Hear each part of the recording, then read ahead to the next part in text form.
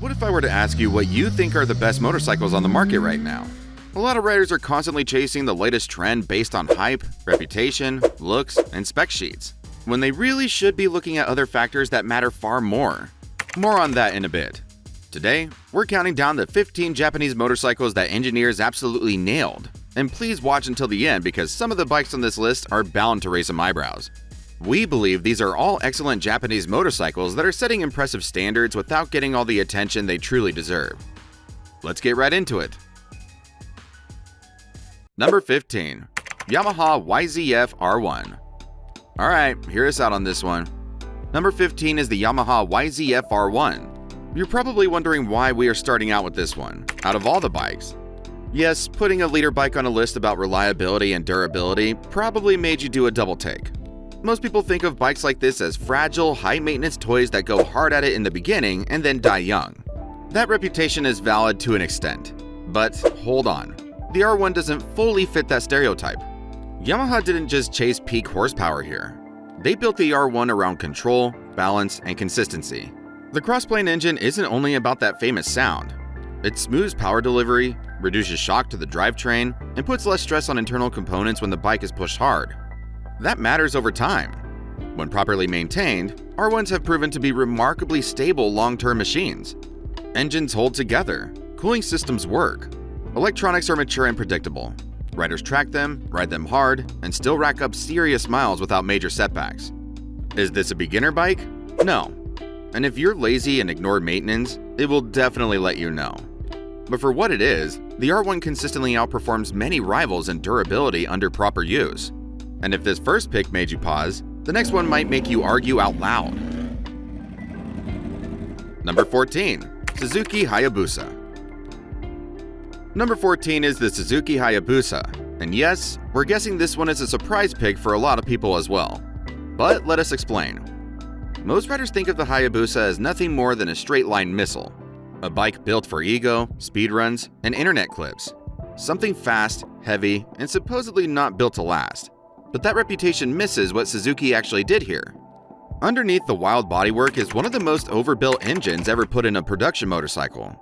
Suzuki didn't tune this motor to live on the edge. They built it under-stressed, smooth, and absurdly durable. That's why stock Hayabusa engines regularly survive massive mileage, abuse, and even power upgrades that would destroy lesser platforms. Here's the part people don't expect. The Hayabusa isn't just fast, it's stable. Cooling systems are robust, the drivetrain is tough, the motor is calm at highway speeds, barely working, which is exactly why it lasts. Riders tour on these. They ride them every day. They rack up miles most sport bikes never see. Is it heavy? Sure. It's definitely not subtle. But when it comes to real-world durability at extreme performance levels, the Hayabusa outperforms nearly everything else in its class.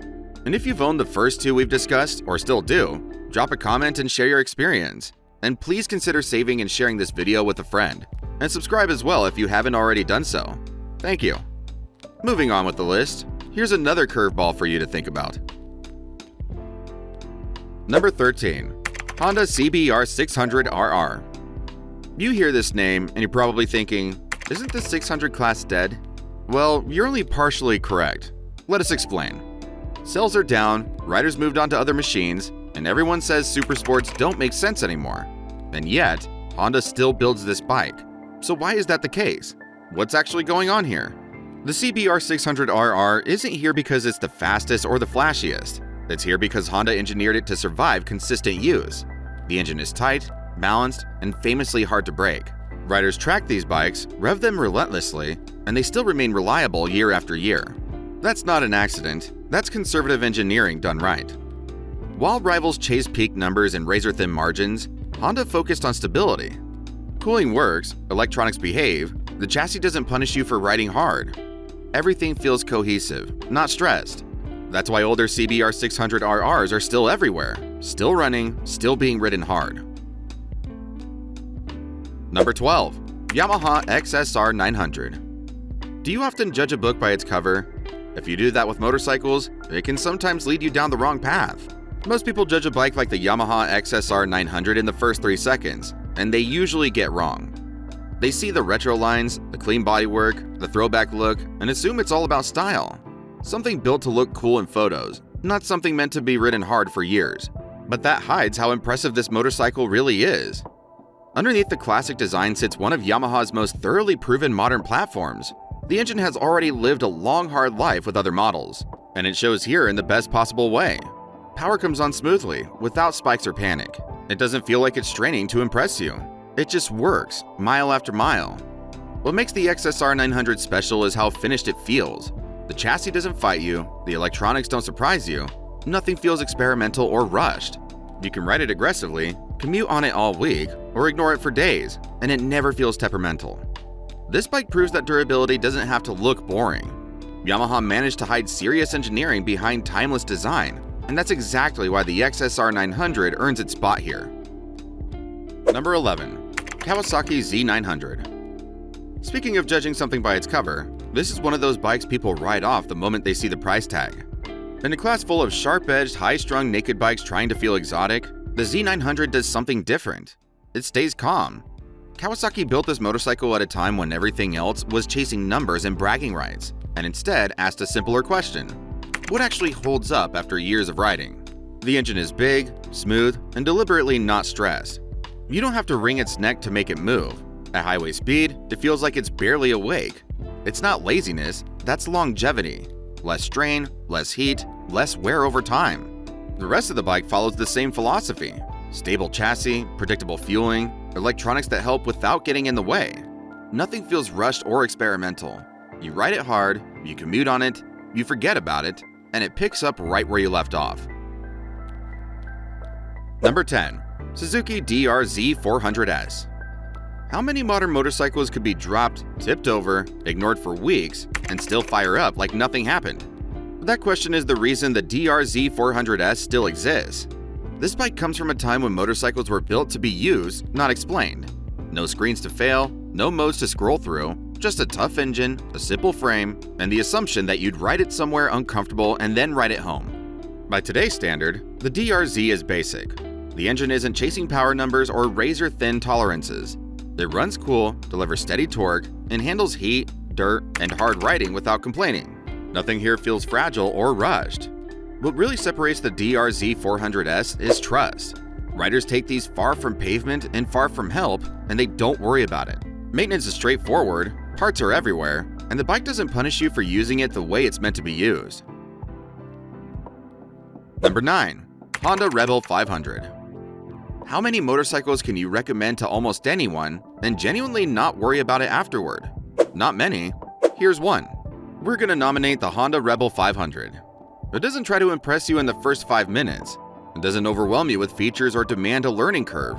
Instead, it stays friendly, consistent, and dependable no matter who's riding it. Honda built this bike with restraint. The engine isn't chasing big numbers. It's smooth, calm, and predictable, which means it isn't stressed just to feel exciting. Power delivery is linear. Heat is controlled. Everything feels like it was designed to last, not just perform on a spec sheet. What really separates the Rebel 500 is how easy it is to live with. It starts every time, it handles traffic without fuzz. You can ride it daily, park it for a while, and come back without wondering what's going to go wrong. Number 8.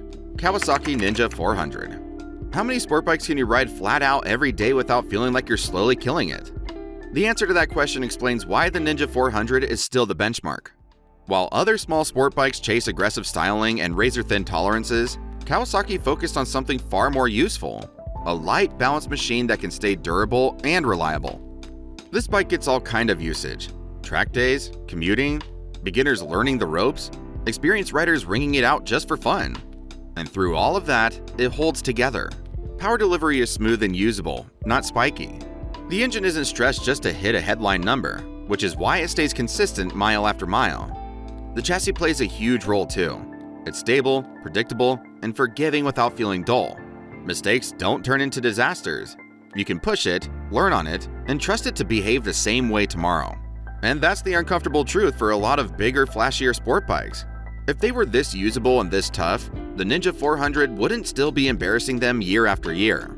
But the next bike proves you don't need fairings or high revs to outlast your rivals. Just the right engine and the right mindset. Number 7. Yamaha MT-07. What happens when a motorcycle is built around torque instead of ego? The answer sits right at the center of the MT-07. Yamaha's CP2 parallel twin isn't trying to impress anyone on paper. It's designed to deliver usable power early, stay smooth under load, and avoid the kind of stress that shortens an engine's life. You don't have to chase revs to make it move, it just goes every time you ask. That easy power delivery is the whole story. The engine feels relaxed, not frantic, which means it isn't constantly beating itself up just to feel exciting. Riders commute on these, ride them hard on back roads, and rack up miles without drama. The CP2 has earned its reputation the old-fashioned way, by surviving long, consistent use. Everything around it supports that mindset. Light frame, minimal electronics, no unnecessary complexity. It's simple in the ways that matter and forgiving in the ways riders appreciate. And this is where rivals get exposed. Plenty of bikes try harder than the MT-07, but very few stay this dependable once the honeymoon ends. And if you think that formula is effective with a modern parallel twin, wait until you see what happens when the same idea is executed with one of the most time-tested V-twin engines ever built. Number 6. How many motorcycles can change generations, owners, and trends and still feel right after all these years? That question follows the Suzuki SV650 everywhere it goes. Long before modern ride modes and dashboards took over, Suzuki built this bike around a simple idea: a compact under-stress V-twin that delivers torque where riders actually use it. That 645cc V-twin doesn't chase drama. It pulls cleanly, runs cool, and keeps its composure even when ridden hard for years. The magic is in how little it asks of itself. Power comes on smoothly, predictably, and without the sense that anything is being pushed too far. That's why these engines have a reputation for surviving high miles with minimal complaints. The rest of the bike follows suit. Neutral handling, straightforward electronics, a chassis that doesn't fight you or demand attention. It's the kind of motorcycle you don't need to worry about. Now we're going into the top 5. You ready? Number 5. Can you think of all the bikes you know of that does everything well? Which bike or bikes would you put at the top? How about the Kawasaki Versys 650? While other middleweight bikes lean hard into one identity, Kawasaki built this one to live in the real world. At its core is a parallel twin that's tuned for smoothness and longevity, not excitement at the expense of reliability. It delivers steady power, runs cool, and feels composed no matter how long the ride gets. What stands out isn't raw performance, but how relaxed the bike feels. Highway speeds feel effortless, back roads don't unsettle it, city riding doesn't stress it. The engine isn't working hard most of the time, and that's exactly why it lasts. Riders put serious mileage on these without treating them like a project. Upright ergonomics, stable handling, simple proven electronics. Nothing here feels delicate or overcomplicated. You get on it, ride it all day, and step off without wondering what you just wore out. Number 4. What happens when an adventure bike is built for places where help doesn't exist? Yamaha didn't design the Ténéré 700 to win showroom showdowns or drown you in tech. They built it to survive distance, bad roads, and long days where breaking down is not an option. The engine is the same CP2 parallel twin, but here it's tuned and geared for endurance. It delivers steady torque, runs cool, and stays composed even when the terrain turns ugly. With Ténéré, there's no excess weight, no fragile complexity, and no sense that the bike is pretending to be something it's not. Owners ride these across countries, not just counties. We love the Ténéré. You will see it mentioned in a few of our other videos as well. It's an amazing bike, and it has well earned its place on our list. Number 3. Why do so many riders cross continents on this bike and never bother to replace it? The Suzuki V-Strom 650 is defined by one thing most adventure bikes never truly master: smoothness under load. Its 90-degree V-twin is naturally balanced, which means almost no vibration, even after hours at highway speed. Add Suzuki's famously clean throttle mapping, and you get a bike that feels calm and predictable no matter how tired you are or how much gear you're carrying. This is the adventure bike people ride until the plastics fade and the odometer stops being interesting. It doesn't surge, it doesn't lurch, it just continues to move along. And that's why long-distance riders trust it more than bikes with twice the power. Stay with us, we only have 2 more to go. Number 2. What other motorcycle can be abused this badly and still be trusted this widely? The Kawasaki KLR650 has earned its reputation the slow, unglamorous way, by surviving things that break other bikes. The Kawasaki 652cc liquid-cooled DOHC is a single-cylinder engine, a motor designed with loose tolerances, modest output, and an almost stubborn resistance to failure. This engine is happiest running all day at a steady pace, loaded with gear, racks, and whatever else you can stack onto it. Long stroke, low compression, and conservative tuning keep internal stress low, even in heat or bad conditions. Fuel injection on newer models improved cold starts and altitude changes without complicating the platform. The rest of the bike reflects the same thinking: steel frame, long suspension travel, simple electronics. That's why militaries used it, travelers trust it, and owners keep them far longer than planned. Number 1. What motorcycle was engineered with the expectation that owners would ride it hundreds of thousands of miles? The Honda Goldwing has always been built backwards compared to everything else. Instead of starting with performance targets, Honda started with smoothness, longevity, and mechanical balance. The flat-six engine is the defining feature here. Horizontally opposed, liquid-cooled, and naturally balanced. It produces almost no vibration, even under sustained load. That layout keeps the center of gravity low and spreads heat evenly, which dramatically reduces long-term wear. This engine is designed to live at highway speed all day without stress. Shaft drive eliminates chain maintenance and shock loading. Valve train components are lightly stressed. Cooling capacity is generous. And tolerances are chosen for endurance, not edge-of-the-envelope output. It's common to see these engines go well past 300,000 miles with nothing more than routine service. The rest of the bike follows that same logic. Overbuilt alternator, conservative electronics, massive cooling reserve, and chassis stability tuned for fatigue reduction rather than excitement. If you enjoyed this video but still haven't done so, please consider subscribing and share this video with a fellow rider. Leave a comment below as well. Did we miss something? Let us know. We'll see you in the next video.